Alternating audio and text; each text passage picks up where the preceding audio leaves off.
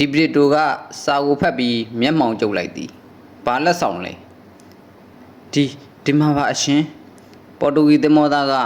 ညိုညစ်ညစ်အဝတ်စဒီပရီတိုထံပေးလိုက်သည်သို့သောဒူးထောက်လျက်ဖြစ်နေပြီးဝေဒနာကြောင့်ရှေ့သို့မတိုးနိုင်ဖြစ်နေသဖြင့်ဒေါ်နာလူသာကဂျားထဲမှလှမ်းယူလိုက်သည်ဒေါ်နာလူသာကအဝတ်စကိုဖြီထုတ်လိုက်သည်အဝိစာလွတ်ကျသွားသောအခါမြို့ရိုးထိပ်ကိုပြေးသွား၍ဒေါ်နာလီသာအန်ချပစ်လိုက်သည်အဝိစာအတွင်ကထွက်လာသည်ကနရွက်တစ်ဖက်ကျွန်တော်မျိုးနရွက်ပါအရှင်ကျွန်တော်မျိုးတဦးသေးသာကံကောင်းလို့နရွက်တစ်ဖက်အပြက်ခံရတာပါ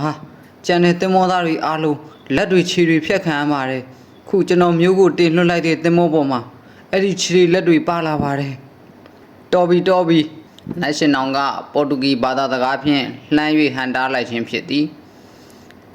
အနီးနားမှမွန်မတ်ကြီးနှင့်မွန်စစ်သည့်အချို့၏မျက်နှာမှာလည်းတိတိတသာပြက်ယွင်းနေသည်ခလန်းလန်းတွင်သွားအံနေသောဒေါ်နာလူသာကသူတို့ရှိရာသို့လေးတိလေးကန်ခြေလမ်းများဖြင့်ပြန်လာနေသည်အဆောင်စစ်သားတအုပ်ကနရွက်ပြက်ကိုကောက်ကင်ကခံတက်အောက်ဘက်သို့လှုပ်ပစ်လိုက်သည်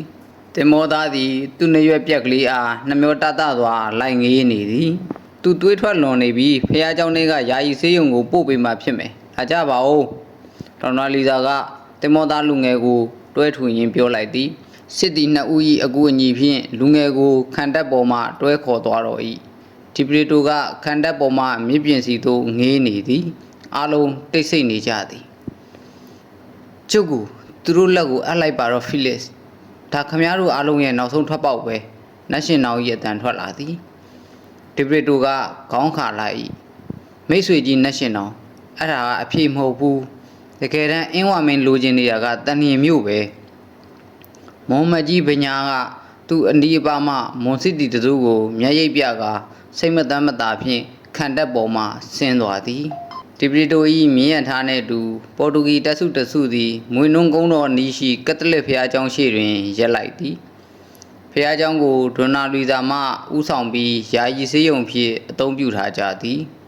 ဖရင်ကြီးဖုံးတော်ကြီးနှင့်စကားပြောနေသောလူသား၏ပခုံးကိုဒီပရီတိုကတစ်ချက်ဆုပ်ကင်လိုက်သည်ဖိလစ်ခံတက်မှမနေပဲဘာဖြစ်လို့လိုက်လာခဲ့တာလဲမင်းသွားဖို့အချိန်ကြပြီလူစားကဒီပရီတိုကိုမော့ကြည့်လိုက်သည်